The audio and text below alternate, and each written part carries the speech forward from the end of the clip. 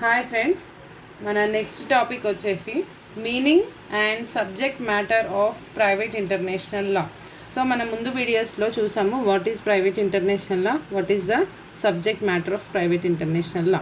So meaning and subject matter of private international law అంటే, so private international లాని conflicts of law అని కూడా అంటారు. సో ప్రైవేట్ ఇంటర్నేషనల్ లా అనేది ఇద్దరు ప్రైవేట్ ఇండివిజువల్స్ మధ్యలో ఉండే లా అనుకుందాం మనం. సో ఇది ఎప్పుడు ఇన్వాల్వ్ అవుతుంది అంటే ఆ కేసులో, ఆ పర్టికులర్ కేసులో కనుక ఫారిన్ ఎలిమెంట్ కనుక ఉంటే అప్పుడు ప్రైవేట్ ఇంటర్నేషనల్ లా అనేది ఇన్వాల్వ్ అవుతుంది.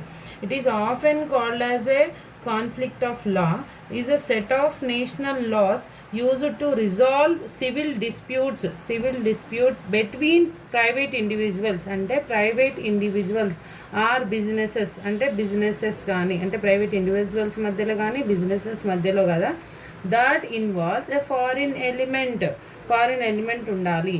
It addresses 3 key issues, very important key issues ఏంటి అంటే, first one, which court has jurisdiction. So for example ఇద్దరు పర్సన్స్ వేరు కంట్రీస్కి చెందిన వాళ్ళు అయినప్పుడు ఏ కంట్రీ జ్యూరిస్డిక్షన్ అప్లికబుల్ అవుతుంది అనేది మనం first we have to know that element. Next, which country law applies అంటే ఏ కంట్రీ యొక్క లా అప్లై అవుతుంది. సో ఒకవేళ జ్యూరిస్డిక్షన్ లేదనుకోండి, నెక్స్ట్ మనం ఇంకో ఎలిమెంట్ ఏం చూడాలి, విచ్ కంట్రీ లా అనేది ఏ కంట్రీ లా అప్లై అవుతుంది, అది ఐదర్ ఈ కంట్రీ లా అప్లై అవుతుందా లేకపోతే ఈ కంట్రీ లా అప్లై అవుతుందా అనేది మనం తెలుసుకోవాలి. Next, and how to recognise or enforce foreign judgments. ఒకవేళ ఏదైనా ఫారిన్ జడ్జిమెంట్ ఉంటే దాన్ని ఎలా రికాగ్నైజ్ చేయాలి అండ్ ఎలా ఎన్ఫోర్స్ చేయాలి. These are the 3 very key issues in private international law. This is the subject matter of the private international law. So private international లా అనేది not truly ఇంటర్నేషనల్గా ఉండదు, it's a branch of domestic law. So ఎందుకంటే domestic లా కూడా కొంతవరకు involvement ఉంటుంది. It's not totally like international law, it's a branch of domestic law. So foreign element అంటే ఏంటి? So మనం foreign element అంటున్నాం అంటే ఏంటి?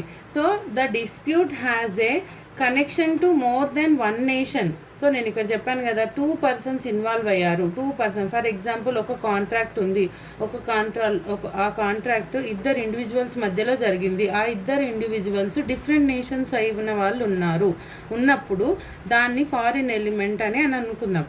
So that is foreign element. Dispute has a connection to more than 1 nation.